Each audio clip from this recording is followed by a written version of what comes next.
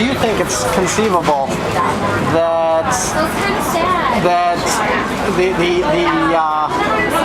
physical particles that make up a person could be broken down and then reconstituted elsewhere?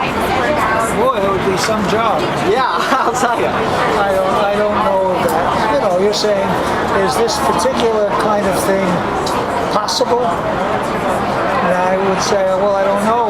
You have to tell me in detail what you do. Probably the answer to that is nobody has a definition that would produce this. But no, the idea about quantum entanglement is it's a physics property that works in a totally different way. So what it is there are certain particles, and if you could do a complicated process called entangle them, what it means is that they're sort of linked in this way where if one changes, the other has to change. And so if they're close together and you entangle them, then you can move them very far apart. And if you change one, no matter how far apart they are, the other one instantaneously changes. So it's not a physical entanglement?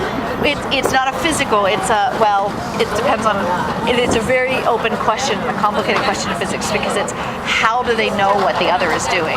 Because there's this exclusion. If you can think of them as pointing up and down, and if you get them together, they can only be, one has to be up and the other has to be down when the other one's up. So you pull them apart and you turn one up down, the other one goes up. So it'd be almost like splitting the two sides of a magnet?